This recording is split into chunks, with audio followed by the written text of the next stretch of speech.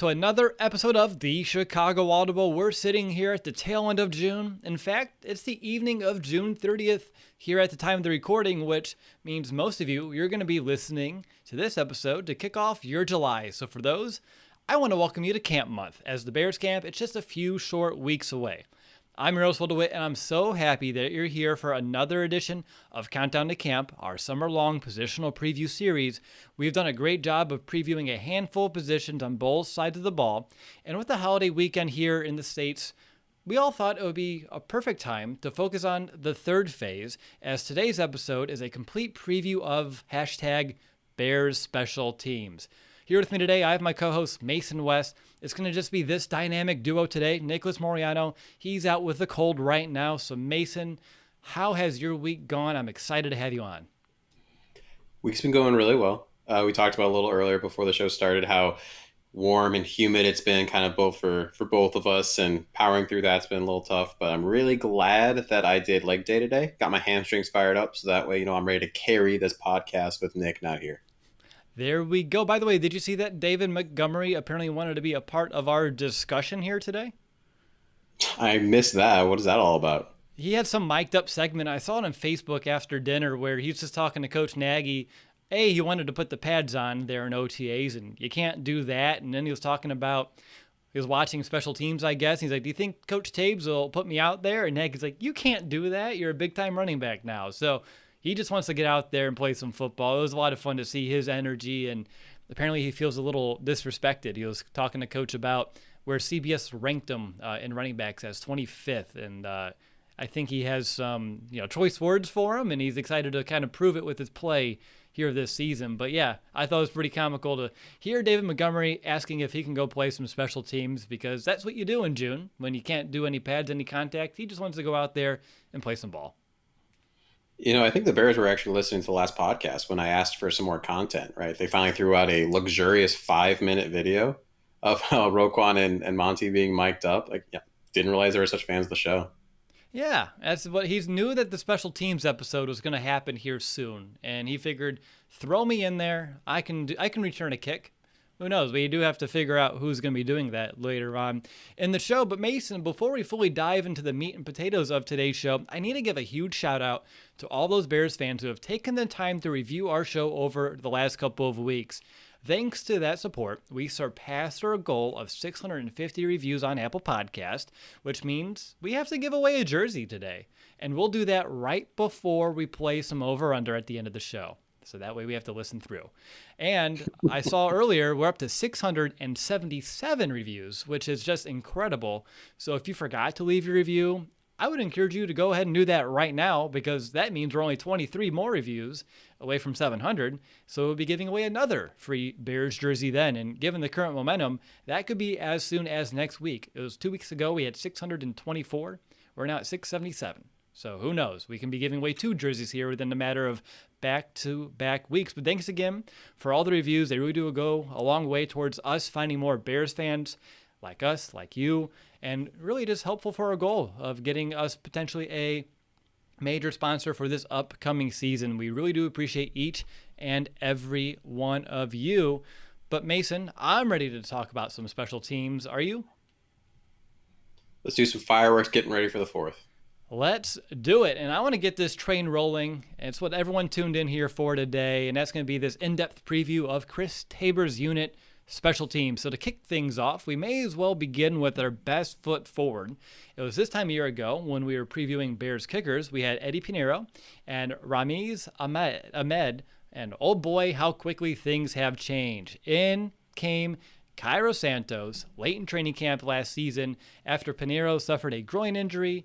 To state that Santos made the most of his opportunity is probably a bit of an understatement. The veteran kicker came in, which was his second stint with the Bears, and ended up as the franchise record holder with consecutive field goals made, 27, and his 94% field goal percentage is another Bears record. Those high marks for Santos' little helper earned him a new deal here in Chicago, and for a team that's just been dampered with kicking woes in recent seasons, had what I'll call, a kicking carousel over the last few years, things are finally looking pretty solid for the Bears here. So, Mason, I'll go to you. After a record setting season that led to this new deal, I believe it's fair to hold our standard for kicker a little higher entering this season compared to last year's. So, I'm curious, am I correct? Should we hold Santos to a high standard this season? Should we expect similar results, or should we brace ourselves for a reality check? So, as Bears fans, we're a little scarred when it comes to kickers, of course. Every single time you see the kicking unit trotted out there, you expect the terrible to occur. And it took a little while for me personally to feel confident when I saw that happen, that you weren't just holding your breath, that, hey, even the simplest extra point was going to be a debacle. Uh, and Santos really, he raised the bar. He raised that standard to kind of that Robbie Gould-esque standard that we are so used to here in Chicago. And it was something that was exciting, right? And it's something that now we know it was time for a kick. Like, all right, I can go to the bathroom. I can grab an extra beer. That's fine. The kick's going to go through. I don't have to watch this. And it was just kind of funny when Santos got his extension this summer, and how many Bears fans or some of the pundits out there who are discussing the extension were upset about it. And I think that one of the biggest things was probably the timing. He was signed on 3/19. Before this, the only other moves were Mario Edwards, Buster Screen, the franchise tag of A-Rob, and some smaller re-signings. So I think that was really the biggest issue that a lot of people had, where in a preseason, offseason, that they expected a lot of moves for the Bears to make. They were like, kicker, that's it? And you're going to give him a $9 million contract? And I was like, well, yeah, he deserved it. To be able to have a position locked in that, I mean, do we forget these names? Chris Blewett, Redford Jones, Elliott Fry, Spencer Evans, my favorite, Casey Bednarski out there. Yeah, I'm pretty, take the 9 mil and let's just have that position locked in. For sure, lock it. And I mean, Mason, it's hard not to be excited about a kicker who didn't miss a field goal attempt since week 3 of last season. I mean, he was just an unstoppable force back there. And like you, my confidence, even though it took some time to, earn that trust, it's there and it's established. And for me, entering this season, I don't know if we're going to have to say he needs to hit 95% of his kicks, to reach a success level this year. But by golly, he's someone that I would hope doesn't have any major setbacks and can just be the guy for yet another season in Chicago. I'm curious, though, from your vantage point, and I know it's hard to find much to kind of nitpick at after such a consistent season, but is there any room for improvement from Santos that you would like to see? I think kickoffs. When you looked at PFF and how they ranked him, he was 23rd ranked with 64.6. Obviously, the changes in how kickoffs have been done in the league recently make it a little better and easier to stomach, of course, because a lot more players are taking that touchback instead of running it out. But it would be nice to not have the other team consistently start from the 30, the 40. It seems like maybe the leg strength is maybe lacking a little bit, especially at a place like Soldier Field that does get a bit gusty, and then especially when you're playing in the winter. So if you're gonna nitpick, it probably go to that, because like you said, otherwise he's doing a great job. Yeah, that's where I was going to nitpick. You mentioned the PFF ranking. He was 35th out of 38 kickers last year in terms of average yards on kickoffs. So you talk about the leg strength. I know the Bears did a good job despite that. 8th lowest return average allowed, 19 yards. So a testament to the kick coverage team in that regard. But I don't know, Mason. It's not like in this stage of his career I would expect his leg strength to go up or anything of that nature. Is this something where we're just going to have to kind of accept that's just who he is? I think so. It's just one of those things. It is what it is. Maybe we'll talk about another individual later. If they decide, let's try him out at that position in terms of doing the kickoffs. It might be worth it, especially as you do age, right? That power tends to decrease. So if that was the biggest issue that he has, great. I'm going to live with that, but it would be nice if you could make it slightly better. Being ranked 23rd is not exactly a ringing endorsement. No, not by any means, but it is PFF. I love their stats. I take their grades with a total grain of salt. But Absolutely. You mentioned the other guy, and we'll talk about him next. That's Patrick O'Donnell, but I just want to mention, I don't know how much Madden you play. I play with my kid once in a while, and I always find it comical that on their depth chart, they always have O'Donnell as the kickoffs kicker instead of Santos in years past, like a Barth or a Parkey. It's always been O'Donnell. I don't know how that's hard-coded into the game, but maybe the Bears need to take a page out of that book as well if they want a little more oomph in those kickoffs. But I just didn't know if you knew that or not. I didn't. I haven't played Madden in the last 3 or so years, just mainly because I feel like it hasn't changed as much as I wish it did. It just seems like I'm playing the same game. But that's really interesting to bring that up. Yeah, it pretty much is. It's just a roster update, which I've gotten a few of those community files. I was playing with my brother the other day, and he was the Ravens, and I took him to town with Justin Fields back there at quarterback. So that was a lot of fun. I just want to make sure I throw that out just in case he's listening into this episode. But let's go ahead and officially move to punter, which means it's time to talk about one of the longest tenured Bears. And that, of course, is Patrick O'Donnell, who's entering his 8th season in Chicago. O'Donnell is coming off a year where he had the 10th most punts in the NFL, 64, which is actually close to his career low. So if you want to talk about offensive struggles, look at that number. And he had the 3rd most punts inside the 20, which was 28, as well as the 3rd most yards per punt at 45.7, all according to the stats on NFL.com. So, Mason, for you, I'm just curious, when you reflect on O'Donnell's 2020 season, what stands out? It's a lot of meh for me. He's not a fantastic punter. There's just you can go all the way back to I believe it was 2018, right, where his punt in the Eagles game, you're just like all we needed was some depth on that punt, and you couldn't really get it. You look at again, take these numbers with a grain of salt, like PFF. He ranks last among all 32 teams with a ranking of 54.4. His average yards per punt is 45.7, which I mean that's just his pure numbers, which is 20th in the league. But then he actually does really well when it came to punts inside the 20, Yes. ranked 4th, which is interesting. So maybe kind of similar. Maybe it's not necessarily the power that you would want, but the accuracy and ability to pin teams inside of the 20 was pretty good. It's just very average. It's just kind of right where you're okay with it. I'm wondering if I actually sorted those punt stats backwards with because I had the 45.7 being the 3rd least or 3rd most yards per punt on NFL.com stats. So maybe I clicked that sort button twice and it gave it to me in reverse order because you had the same number. And obviously we had 2 different perspectives on what that number meant. So if that's something that I may, as you talk again soon, may double check, or it looks like you may be doing some investigating here too as you scan around your screen. But you mentioned it. O'Donnell was getting what I called in my notes, getting his Brad Maynard on a little bit with kind of downing some of those kicks inside the 20, really due to some directional punting that we didn't see earlier on in his career. Now, he's not like the coffin corner king like a Brad Maynard was, but it's still an element of his game that you see that he's kind of improved on. 28 kicks down inside the 20 is a pretty good number for someone where each and every season, when I get to this episode, that's something I've been clamoring for. So to see that come to fruition finally, to me, is a positive sign. But at the same time, like you said, he's an average punter, but I think we all know what we're getting there as well. And I'm going to move on here where I look at my notes. I see O'Donnell, he had the 9th lowest net. And that's really what I wanted to kind of steer this conversation. 9th lowest net average, 39.5.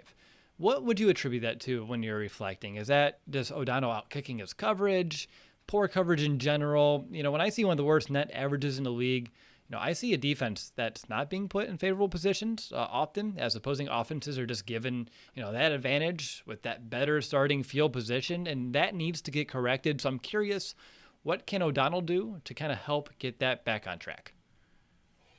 You have to look at it as a combination, right? And there's way more to punting than people think, right? It's not just kicking it far and hoping for the best. There is the aspect of, like you said, out kicking your coverage if you have a strong leg, but your guys are in the position that just time wise to get down there. That's not a good look for the punter. You look at it at the kick coverage guys. Are you getting down and are you getting past those the defenders in order to cover the kick? You had one of the faster players in the league last year as a gunner in Cordarrelle Patterson. So it'll be a little surprising if it really fell heavily into that scenario. But it really does. It's a whole team perspective, and not just that, but also then to the coaching. How are you setting up your kick coverage? And that has to overall improve. It really does. Because if at the end of the day, you're getting, in the 30s for that net, that's barely changing the field position. You might as well just chuck the ball downfield on 4th down and hope for a long bomb. Yeah, you're right. And honestly, when I look at the numbers of punts inside the 20 and I just reflect on last season, I feel like that's just more on the offense of those mid-drive stalls that we saw. They were able to kind of get a first down or two, reach midfield or so, and then that's when they would end up having to exit the field, and then the punting team would go on. It wasn't like O'Donnell was constantly kicking, with his back against his own goal line. He was more down, around midfield area, so it's easier to kind of pad those stats as well. Is there anything else on Mr. O'Donnell that you wanted to mention here at this portion of the show? No, not too much. It's so far the theme you kind of see with these two is consistency.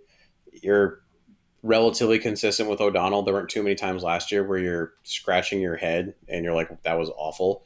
There are a couple of instances there where you're thinking that wasn't the best. You're just hoping that, this next year that there was some time that he took to, improve on some of that leg strength, because he's at the age where he can absolutely do that.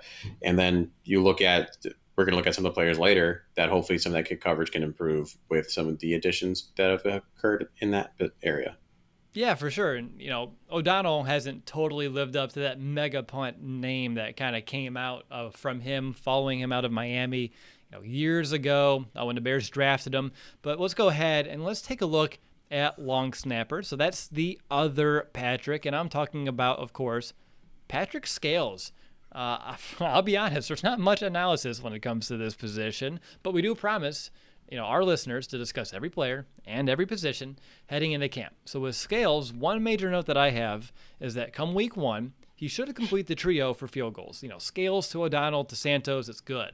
And when that happens, that'll be the first time in 9 seasons that the Bears will be returning that core trio. The last time was 2012 with Gold, Podlish, and Patrick Manley. So I love that consistency. If we can make that come to actual fruition and to be true come week 1, that should only help, when we talked about Santos and his ability to kind of repeat last year's performance.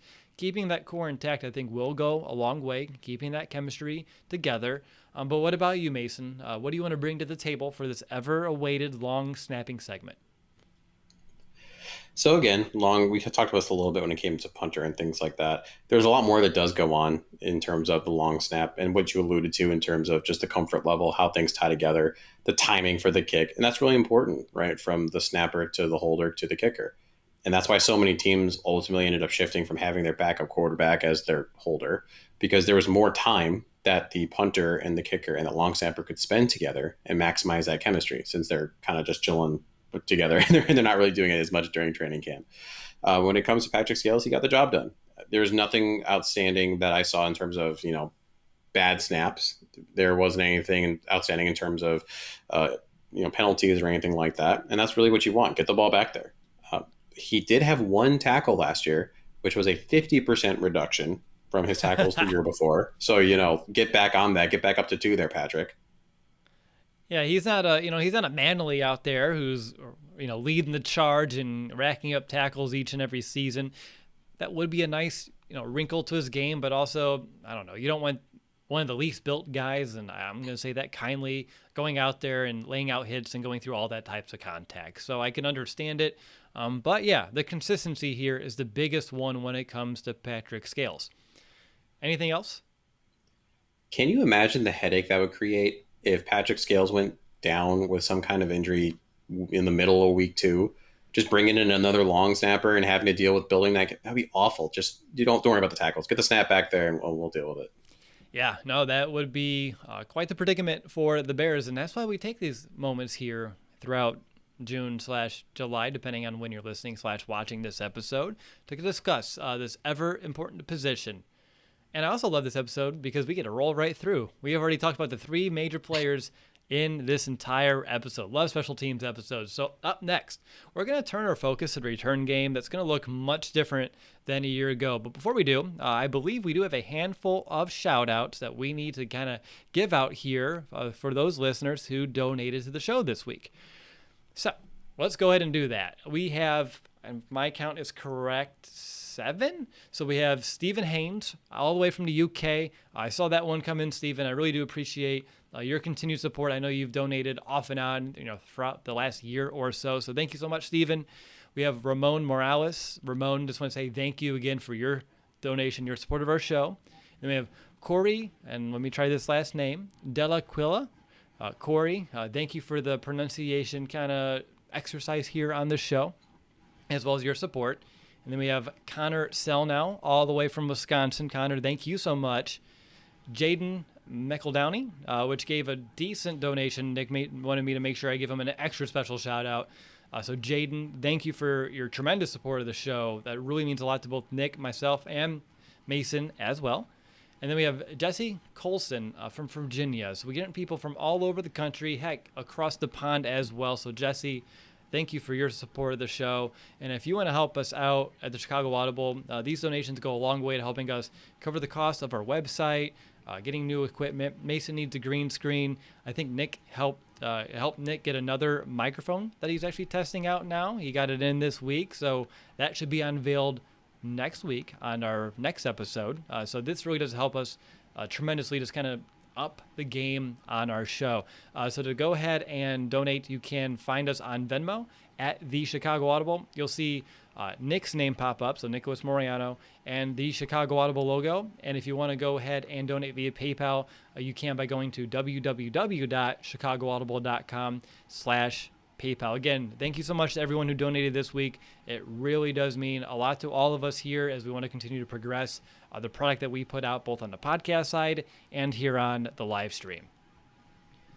All right, Mason, we just have a couple more topics before we give away that free jersey, so let's jump back in and focus on kick returner.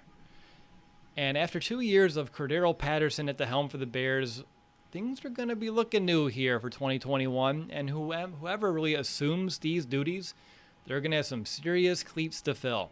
Patterson was the second best kick return average in 2019 and in 2020, averaging about 30 yards per return, but of course he was a little bit too pricey for the Bears this offseason, so he is no longer a Bear. He's now in Atlanta. Something about Bears great returners going to Atlanta, I guess, because I remember when Devin Hester did the same. But there are some players on the roster who have kick return experience, whether it be collegiate or professional. So I'm curious, Mason, out of those players, and I won't list them because I don't think that's going to help anyone if I talk about 5 more players and ramble on some more stats. I'm just curious, who's on your short list?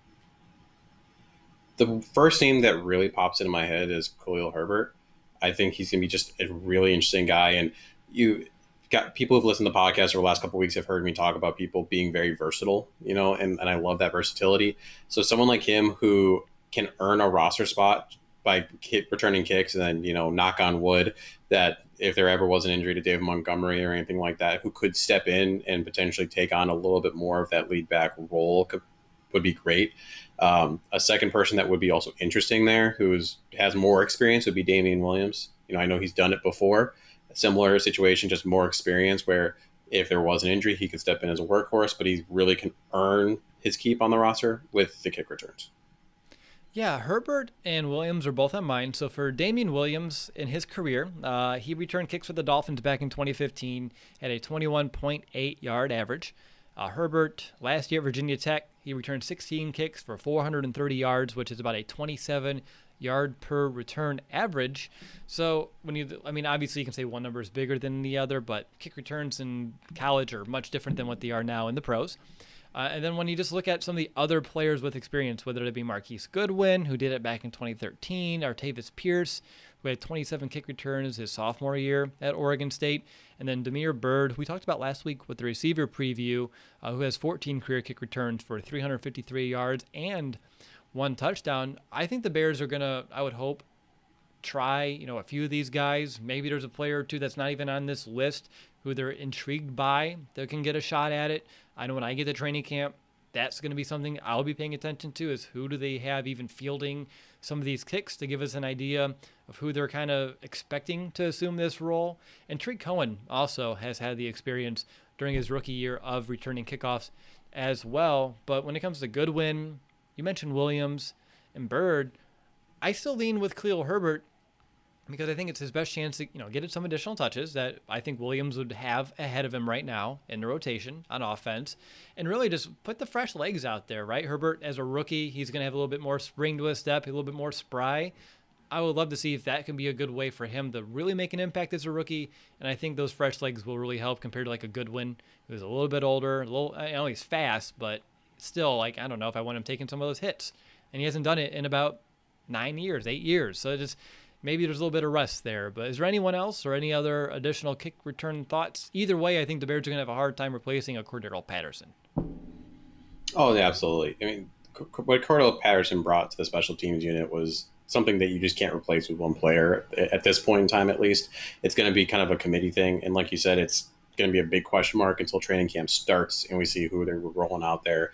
It probably won't even be the same person week 1 as it is to week 16, more likely than not, week 17, et cetera, et cetera. So we'll have to wait and see on that. But I do really like Khalil Herbert's shiftiness. Like you said, I don't love the idea of taking someone like a Tarik Cohen who's had the recent injury, a Mooney who's far too valuable on offense, or someone like a Marquise Goodwin who he just he's just on the older side, and we still are unsure what that third wide receiver is going to look like. So rather than him focus there, save the energy, save the wear and tear for something like that, throw those fresh legs out there. Let's go ahead and do it. And I want to transition now from the kick return game over to the punt return game. And this is a spot over the last few seasons that is typically reserved for one player and one player alone, and that's Tarik Cohen. But prior to the 2020 season, of course, that was that. But Cohen, if you want to remember what he can do as a punt returner, he was the most productive punt returner in the NFL in 2018 and 2019 with 713 total punt return yards. But it was on a punt return last season in week 3 where he tore his ACL and he was out for the year. In his place, and I'm sorry I have to do this, the Bears tried Ted Ginn Jr., who didn't even want to field a punt. Then came Dwayne Harris, who was okay, but then he ended up getting hurt as well. So then we tried DeAndre Carter. He was thrown into the mix.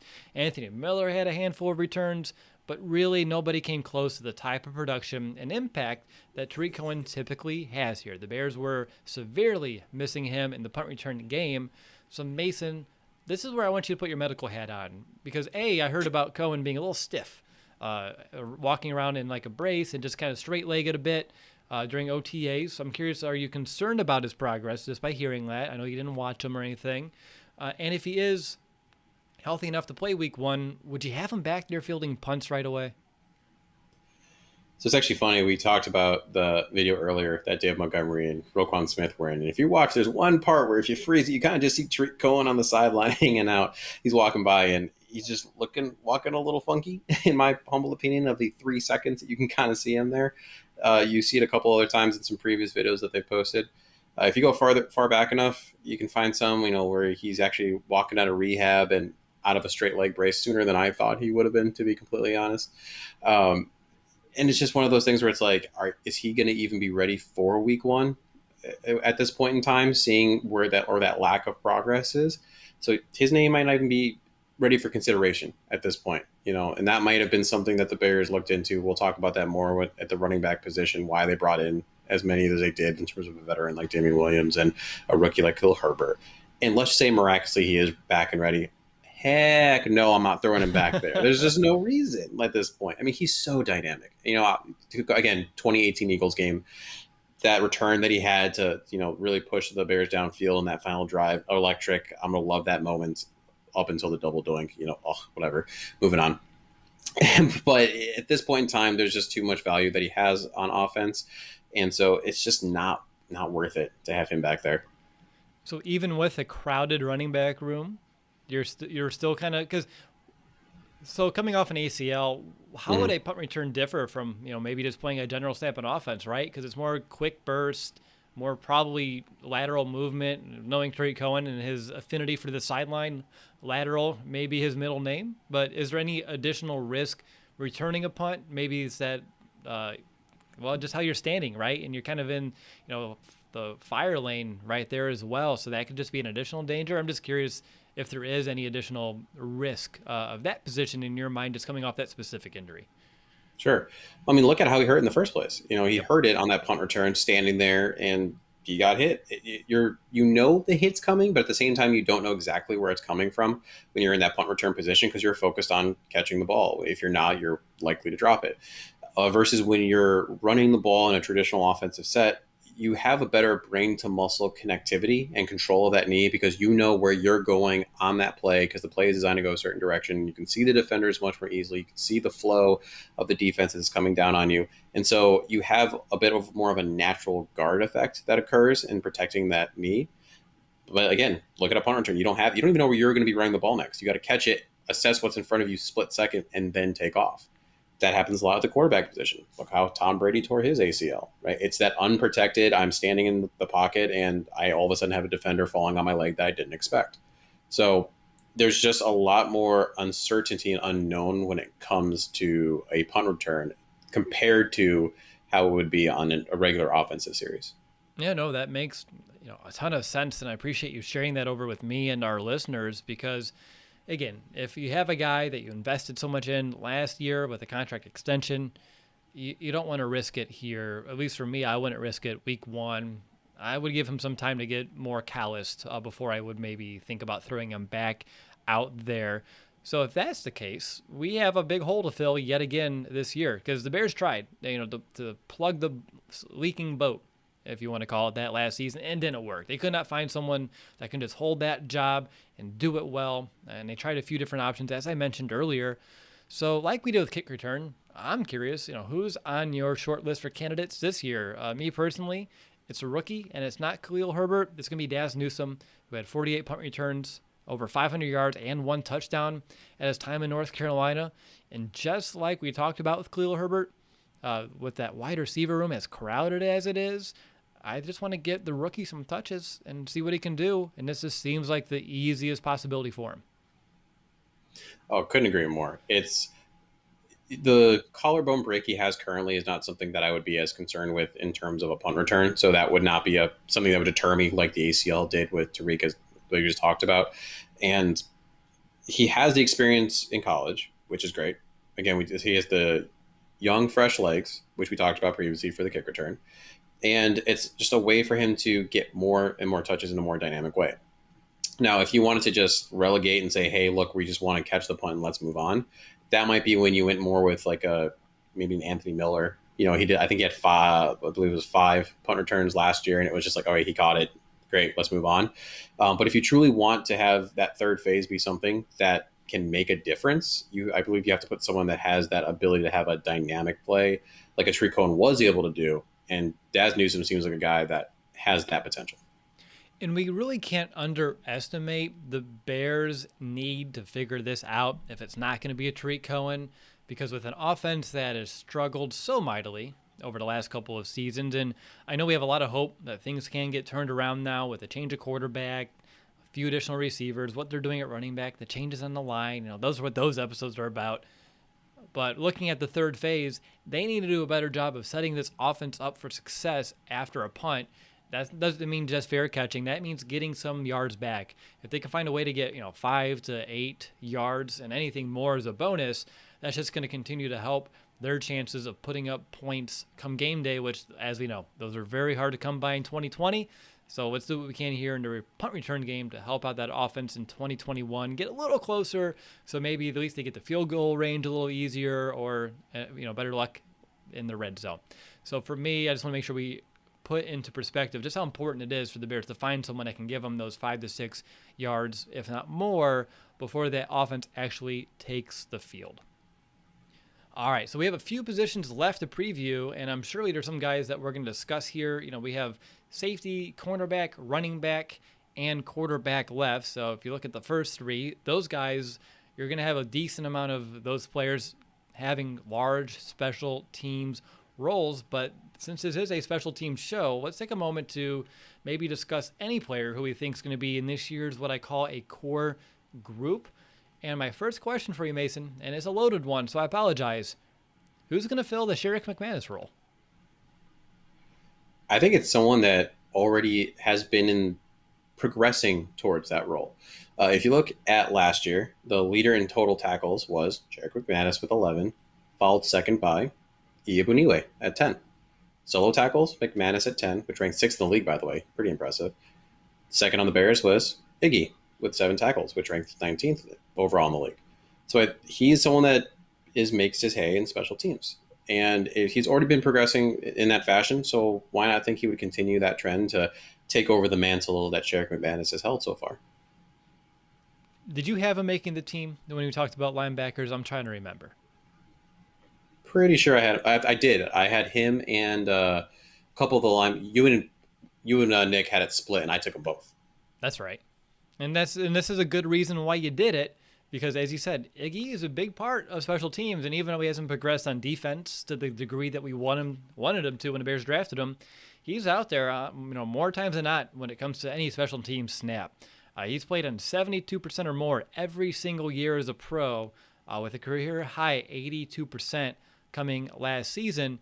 I think there's another player, though, that can fill this role, and maybe he won't have all the tackles or anything of that nature, but just in terms of pure volume of just being a special team, what I call ace, that's DeAndre Houston Carson. He has played on 81.5% of those special team snaps the last 2 seasons, and I know when we talk about DHC on the show over the last year or so, we've been kind of giving him some kudos for his defensive kind of turnaround a bit, actually getting on the field and making some decent plays on that side of the ball, but ideally, in the real world, DHC is going to be a lifelong special teamer here in the NFL. So I think he's someone that the Bears like in this role, and he's someone that can continue to kind of step up and only get better on the third phase. He does so many things. He's out there as a gunner. He's blocking. I mean, he's everywhere when it comes to special teams. Are there any other players, Mason, that when you look at this roster that either their only shot is to make special teams, or you expect them to only make the team just due to that ability to contribute here in the third phase?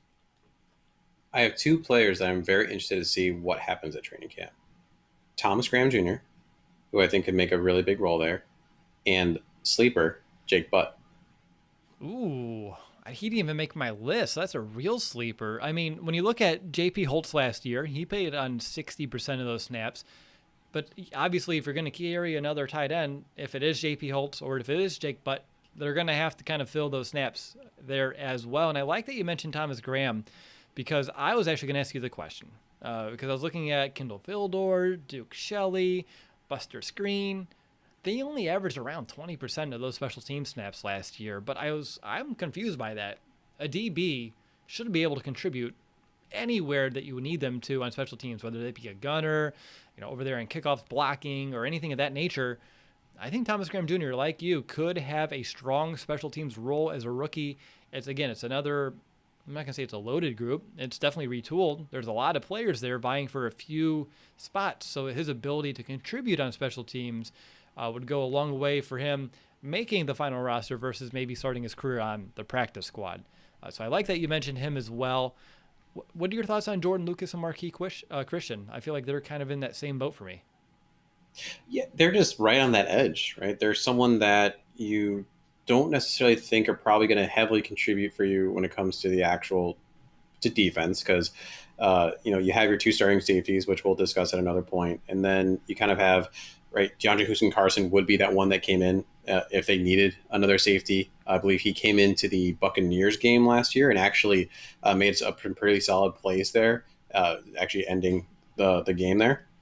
So they have to contribute. They really do. If they can't do special teams, then they're not going to be involved.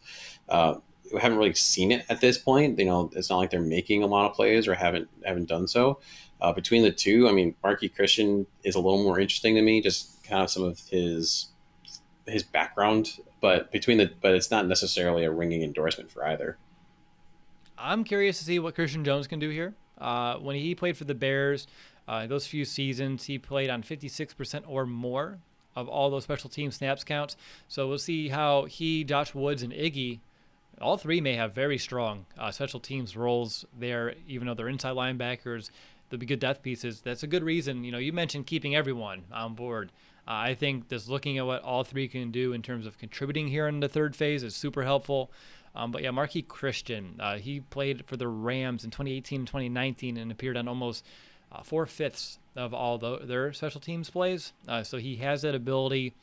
So that would be someone, too, that I can definitely see making this final roster just due to that ability to kind of contribute there. Anyone else? I think that's it really for me. Those are guys that kind of stuck out when I was kind of combing through the roster. Like, this is a guy who I believe will make the team. It's going to be a real integral part here of special teams.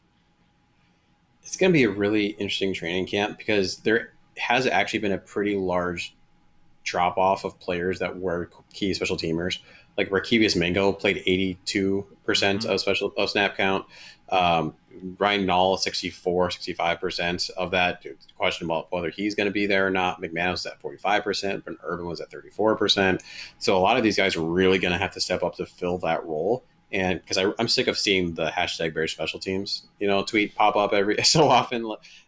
We really need some solid people to not make mistakes, right? Just be solid. You can't have the botched snaps. You can't have, the running into the kicker too, or all those things. Just we need some solid people to step up at this point.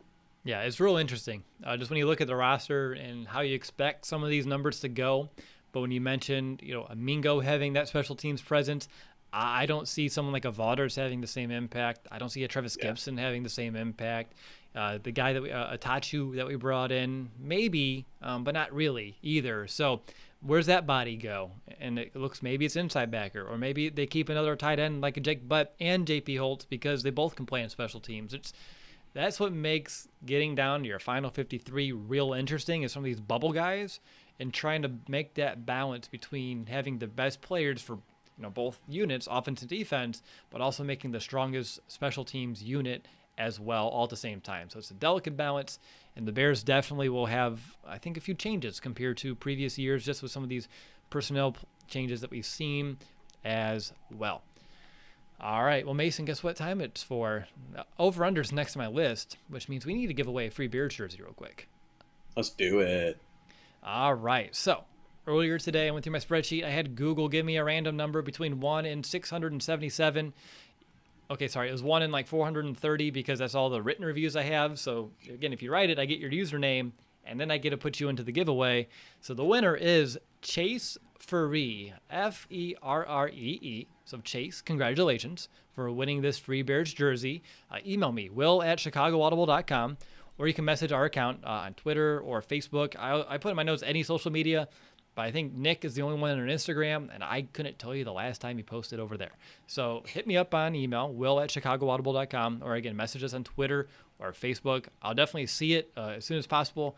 We can get the jersey, the size, your information, and we'll send it your way. And again, we're only 23 reviews away from another Bears jersey giveaway. So if you feel like, oh no, I missed out, I forgot, do it now. And I promise we'll be giving away a free Bears jersey here sooner rather than later. So again, congratulations to Chase Ferree on winning a free Chicago Bears jersey for helping us reach our Apple Podcast reviews goal. Get your Nick Foles Bears jersey now. Get it now. It's hot commodity. Is it on sale yet? I don't even know. Like, does anyone have a Nick Foles jersey? Like, did anyone get one? I hope not. I think I've seen a few around, like in photos and things of that nature. Unfortunately, but I'm certain there are a few in circulation, Mason.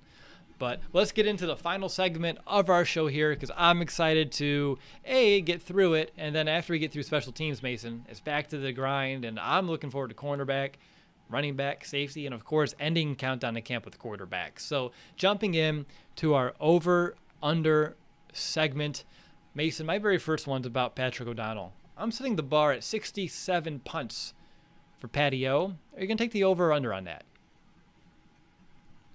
Ooh, that is a good question. So, considering he ranked 10th in total punts last year with 64, I'm going to go with the under because I believe the offense will be better than it was last year, combining how they were with both Foles and with Mitch. So, I'm going to have to say under. I'm taking the under as well. The only wrinkle was that additional game for me. That I was like, because you can punt, a few times in one game, and I can totally just skew this whole thing. So I'm taking the under 2 and just hopes that some of those will turn into touchdowns, those drives, or field goal attempts. So I'm okay with that as well. The next over-under is still for Patio. I'm going to give him a 47-yard punt average. It's 45.7 last year. You talked, maybe he can add a little leg strength. Maybe he has a little additional field to work with this year too. Will you give the over or under on 47 yards per punt? I'm going to go with under again, thinking that I think he's going to be kind of what he was last year. And on top of that, if the Bears offense is better, he actually might be closer to the end zone, and if anything, potentially increase the number of punts inside the 20 that he has. I would hope so. Which would, also hurt that average. Yes, it would. in a good way. Hurting the average for the greater good. It would be the way to kind of express that one. I'm going to take the under as well for your reasons, and I just don't think he's going to miraculously just start averaging more than what we've seen throughout his career. Up next, the over-under. How about one kick return touchdown for the Bears? What are you going to take? Over, because randomness. I mean, at some point in time, Cordarrelle only had one last year, I believe. Was it during that Vikings game? And obviously, skill is a huge part of it. I mean, you see that with you all the way back to Devin Hester, and then if you go to Cordarrelle Patterson, not last year, but the previous ones, he was more likely to return them than obviously anyone else in the league at that point in time.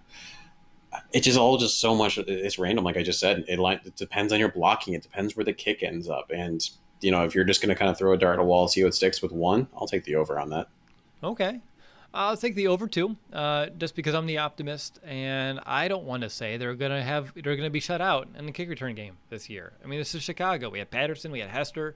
I'm used to seeing some decent returns, so I'm gonna take the over too. Let's move to field goals though. Are you gonna take the over under on 90% of field goals made for Santos? I'm gonna go over. He hasn't shown anything last year that would indicate that there's gonna be anything different. The instances where he's been cut from teams or had off or poor seasons has been more injury related. It seems like he's put that behind him, and so therefore there's nothing really to make me think that would change. There you go. I'm taking the over as well at about 92%. For some reason, you don't live up to the same 94%. A little drop off, but that's probably just a matter of one kick, just being the big difference right around there. Same thing with field goals, over under 5 field goals of 50 or more yards. Only 2 last year. He was 2 of 3 on those attempts, but I feel like Matt Nagy doesn't like kicking field goals over 50 or more yards, at least if my memory serves me correctly. But still, I think 5 is a modest number for most NFL teams. But Mason, how about you? You can take the over under on 5 field goals of 50 or more yards. Under. And the biggest thing with that, like you just alluded to, is more with Nagy than with Santos' ability to do so. Whether it was Nagy not believing in the kickers he had, or simply, hey, we're not close enough for the field goal, but we're too far not to try to go for it on 4th down. And, he's the rootin' tootin', I'm going to go for this and, surprise all of you that I'm going to not. He's a weird guy. I don't know what his thing with special teams is. It's under. It's under. It's 2021, and it's been 3 years, and we got our first Matt Nagy is a weird guy on the podcast, Mason. Long overdue, honestly. He's a little kooky, but he's fun all at the same time. So no shade to Coach, because I don't know why, but imagine having no nails by the end of the season, have watch 6 field goals of 50 or more yards. That's attempts, let alone making them. But early struggles, Andy Dalton's just not finishing the job. Leads some more of those attempts. Justin Fields jumps in later. We drive deeper into opposing territory. But I'll take the over just to be a little different. And honestly, those are some high-stakes types of kicks, and they're fun to watch. Unless Matt Nagy comes up with a trick play called, Santa's got a brand new bag that incorporates a 50-yard kick, I don't know. Yeah, I don't know if Coach is going to do it. Probably not. But maybe he's done some self-scouting. And he's going to realize he has a good kicker who has the leg to make these kicks. So let's go ahead and get some points on the board because we left too many on there a season ago. Maybe that's it. All right, I got some true and false for us next. True or false, Tarik Cohen will return punts at some point this season. False. There's just no reason to have that happen. You have enough fresh legs to, have that be taken care of elsewhere. I'm from what I've been seeing in terms of some of the brief glimpses into what he's doing. I don't even know if he's gonna be ready week 1. And then once he is finally ready, there's a reason they drafted who they drafted. There's a reason they signed who they signed. No, false. Man, I trust you. So I'm going to say false as well. Just from the physical perspective, I just don't see why they would want to throw him into the fire like that. So I'll take the false. True or false, Cairo Santos makes the Pro Bowl.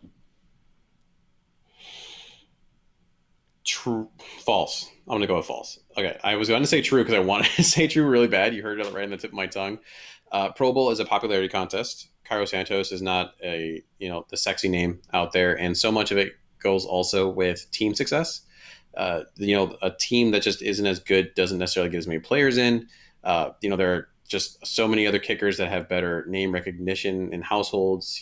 Obviously this is a different division, but the Justin Tuckers of the world, things like that. He had such a great season last year that if that didn't do it, then what is going to do it? A better team, and I don't know that the Bears are going to have a record to support that. Interesting. I'm going to go with true because if he repeats last year, then he becomes a sexy name. He becomes one of those kickers that people talk about, and I'm expecting the Bears to have a record good enough to keep him in that contention. And if we're all having a good time and Santos is lights out yet again, I think, as large as a fan base that we have, I think we can get him in there. So I'm going to say true for that one for me. Up next, true or false? This is the final year for Patrick O'Donnell as a Chicago Bear. He just keeps going on 1 year deals. Eventually, that has to stop, right? But is this his final year as a Bear? True. This is Pat O'Donnell's final year as a Bear. We read the stats off. They aren't exciting. The thought might be next year that there's going to be some more money to throw around once you sign some of the bigger people. So, you can maybe sign a kicker or a punter, that's a little better. Maybe the Bears finally dive into punting, using a punter draft pick in the 7th round. At some point, though, I feel like the Bears are going to wake up and say, hey, look, we need to take another shot at this with someone who might give us a little more bang for our buck. That would be nice. I just don't think they do it. I think Patrick O'Donnell comes back because I'm just following the pattern. It's year after year of 1 year deals, and I think he's happy with it. So for me, I'm going to say false. He returns in 2022. Final true or false, Mason? More than 3 Bears will return kickoffs this year. True. I said it earlier in the show. I think it's going to be kickoff by committee. That the person who's returning kicks in week 1 will not be the one that is returning kicks in the final week of the season. I would agree with you, but I don't think it'll be more than 3. I think it's going to max out at 3. So for that reason, I will take false. All right, fill in the blank, Mason. The Bears will be in the top blank of kick return average. Again, Patterson has been like the cream of the crop the last 2 seasons. But by your committee approach, we'll be in the top what? 20, 15, 25, 5? The top 50% in terms of that. It's special teams, again, I talked about this earlier, is so weird. There's a lot of randomness to it. There's you don't have that established kick returner that when you have that committee-esque style that I think they're going to employ, it's hard to get a rhythm. I think this is going to be a bit of a down year for those return yardage. Okay, I'm going to say they're in the top 20 as a team. Again, that wouldn't be great per se, just after we've been towards the top, but also I think the Bears, even by the committee approach, maybe lightning will strike and we'll find someone that can do some damage out there and get this off in some better field position. And we need it. And I think they know that too. So I'm going to hope, and I'm going to say that the Bears do finish in the top 20 of kick return average. Final fill in the blank. We will mention Patrick Scales in a post-game podcast. How many times? Blank times. Sorry, fill in the blank. Blank times. 7, because now I'll make sure that I do at least 7 times. Just throw his name out there. Oh, wow. That's cheating. I'll have to mute you. I'll have to put like one of those dump buttons every time you start to say it. Real answer 2. There's gonna be just a time that I think he'll hit. Once he hits 2 tackles, someone's going to mention like, oh, he hit 2 tackles for the year. There we go. Like he met his expectation from 2 years ago. And then he's going to do some probably weird video that they do every year with the kickers and the punter and the long snapper where they, I don't know, this year they'll do a rap or something. And we'll mention like, why the heck are we seeing Patrick Scales rapping? So yeah, 2. I think you may be right because we'll mention his first tackle. That's 1. And then his second tackle, and that's 2. As long as we're talking about him making tackles on punts, I'm happy. And as long as it's not about botch snaps, we're golden. So hopefully he's someone that we don't have to mention a lot on this podcast. And for good reasons, Patrick. Keep doing you, man. Let's move on though, Mason. We have to give out our special teams bold predictions. So, what is going to be your special teams bold prediction? So my original bold prediction, you kind of stole my thunder, was going to be that this was Pat O'Donnell's final year and he was going to go out with not a bang but a whisper. So I'm going to change that up a little bit, and instead I'm going to say that Daz Newsome ends up having 3 total return touchdowns for the year. That would be nuts, considering my bold prediction was 3 total return touchdowns for our team, whether kick or punt. So we're just stepping on everyone's toes right now. I got you. You just got me right before I went with it. So I guess I need to call an audible so I can use our podcast namesake. I will say that my 6 field goals of 50 plus would be a bold prediction that I mentioned earlier. So I'm going to just kind of go with the easy one that's hanging off the tree, pluck it, and we're going to call it my new bold prediction. So the Bears will have 6 field goals made from 50 plus on 6 attempts. So perfect 100% rating on those bad boys. Awesome bold predictions. Definitely had to call some, change some things around. That's always fun. But Mason, we've talked about, this unit now for almost an hour, which I'm pretty proud of ourselves for doing that. Where is your confidence at? Again, there's a lot changed, but also some reasons to, I say, be confident. So it's finicky. It really depends on perspective. So I'm curious about your perspective. How confident are you in Bears special teams? 4.6. And that 4.6 is pretty much entirely Cairo Santos. The punter and, also Patrick Manley can be in the 4.6. That's fine. But with the Patrick punting. Manley, what's he doing now? You mean Scales? Too many Patricks. Patrick Scales. Wow. Now I got Manley on the brain. I saw it in the chat, and that's all I can think about. Yeah. And with the change of some of having the stalwarts that are in there, right? You don't have the Barkevius Mingos. You don't have the Shark McManus. That you're putting a lot on people that really haven't been a part of the professional NFL football team who are going to probably have to step up. And as we talked about earlier, there's a Bears special teams hashtag for a reason. For some reason, they just find a way to do funky things. And it's always at very inopportune times where the Bears finally gets momentum and, right, there's a fumble, or the Bears finally gets momentum and there's a holding penalty. And so for those instances more so, not as much of the 2 that you may really heavily think of in terms of your punter and your kicker. That's why it's so low for me. Because if anything, I'm confident that once a game we will have that what the heck are you doing thought process. I hope not. I hope you're so wrong on this one. Please be wrong. I'm hoping. I know you're hoping too, but you're also just trusting your gut and what you see and just history in itself. I'm not much higher than you. I'm at about a 5.5. Santos is a big part of that. As you mentioned, Mr. Consistency over there. Do you worry about a little bit of a reality check? I think you have to, as a Bears fan. It just kind of creeps in your mind just a little bit. All those, those moments that just scar you for life. O'Donnell, again, just average. So that doesn't really move my needle or anything of that nature. And then again, who's returning punts? What's Tarik Cohen's health? How are you going to replace Cordarrelle Patterson? Not Patterson, the kick returner only, but also Patterson, the gunner, right? Like he's one of you said it on the top of the show, Mason, one of the fastest gunners in the NFL. There were times when we would punt that ball, and he's the one pretty much catching it. It was ridiculous how quickly he can get down the field, but now that's gone too. So there are so many different pieces that are just unknown right now in some very vital spots that kind of have me on edge. And it's not necessarily a bad thing. It's just more of the unknown. And that's why I can't just be ultra confident that, Herbert's going to step in. They're going to choose him, to return kicks, and he's going to be perfect. Or Newsome, the other rookie, he's going to return punts, and he's going to be electric. Those are not guarantees. Those are just, projections, and favorable projections at that. So until we see something on the field, I'm going to just stay cautiously optimistic, so I'm just over the 5 at a 5.5.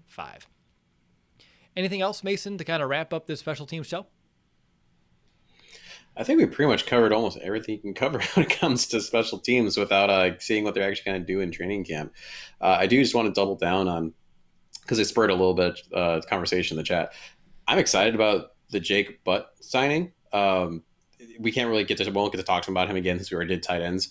If you recall, I actually had one less tight end than you and Nick did because I just didn't see Jesper Horsted being able to contribute in both phases like he needed to. If he can stay healthy, I really think Jake Butt can do that because he offers blocking, he offers receiving, he's a big body. It just boils down to can that knee hold up? And so that's gonna be one of the actually one of the main things I'm gonna watch for when it comes to training camp, how the Butt man's doing.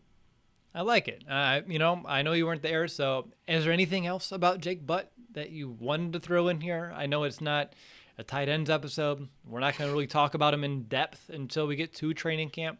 But I'll give you any other floor if you feel like there's some, information you're leaving on the table.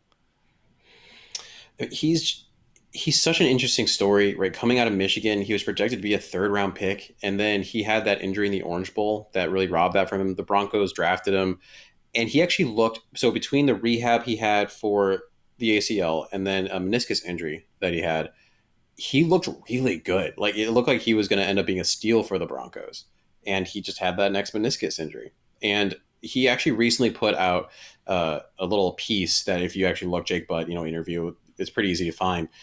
He talks about how his mentality has changed so much since that last knee injury that he had with the meniscus, and that is such an important part. Honestly, just to putting on my PT hat for a second, please. When it comes to ACL and knee injuries, the kinesiophobia that can be involved, or basically fear of movement, is huge. And actually, there's a significant, I believe it's 3 times increase to re-tear your ACL if you have a certain score on this kinesiophobia assessment. And he talks about in this piece about how his mentality on his knee and how his injuries have changed so much that I think he's in a better place mentally with that leg. And so therefore, honestly, a higher chance to not re-injure it. It's crazy how the brain has a huge effect on this stuff. So he's someone that low key might be a big surprise for me in terms of who makes that final 53. I like that. And I appreciate you sharing some of that. I wasn't totally aware of everything you mentioned, and I learned a new word, kinesiophobia. Kinesiophobia. And I suffered from that after I got my shoulder, dislocated 7 times and I got my surgery. It took a lot of time to trust movement outside of that range of motion that I was kind of stuck with for about 5 years. And now I know there's a term for it. So I thought I was just a weirdo. But apparently it's pretty common, huh? Well, absolutely. I mean, that's half the time I'm treating people post-surgical. I feel like I'm, a armchair therapist as well as a physical therapist. Yeah, it's like I remember doing like lateral, like just with a bar, and it would always slip out like just past my head, and I would not put my arm behind my ear. And it took like 3 months for me just to trust my body to do that. It was a cool feeling once you did it and you got confidence. You have a little bit of weight back there. That was tremendous. But that's awesome. That's a real thing, and I can put that word in my back pocket. So whenever I talk about my shoulder to people, I can say I suffered from some of that kinesiophobia. So thank you, Mason. I'm glad I asked if you had anything else, because that was a tremendous way to kind of end this special team show on a off-topic / on-topic sort of deal. But I'm going to go ahead and call it. That's going to do it for this episode. I want to thank everyone who tuned in. Love seeing everyone here in the live chat. I know it's a different day than normal, but with the upcoming holiday weekend, some work schedule stuff, this just kind of worked best for us. But again, appreciate everyone here live, as course to everyone too around the entire globe listening to this podcast. And again, even though we gave away a free jersey today to Chase, so by the way, Chase, one more last reminder, send me that email. We are planning on giving away another one once we reach 700 reviews on Apple Podcasts, which means we're only Devin Hester, Kyle Fuller, whatever player, insert here, 23 reviews away. So if you haven't left that review yet, please just take one moment to help us reach that next milestone, and let's just keep giving away free Bears jerseys. We'll be back next week for that next Countdown to Camp episode, where we go back to the Bears defense for an in-depth look at cornerback. Do the Bears have the players to still play at a high level without Kyle Fuller? Is Jalen Johnson the CB1? And should you be concerned about him shouldering the load? Who do we expect to line up at nickel in place of Buster Skrine? We'll discuss those questions and a whole lot more next time. But until then, have a happy 4th of July for those who live here in the States. And of course, bear down, Chicago.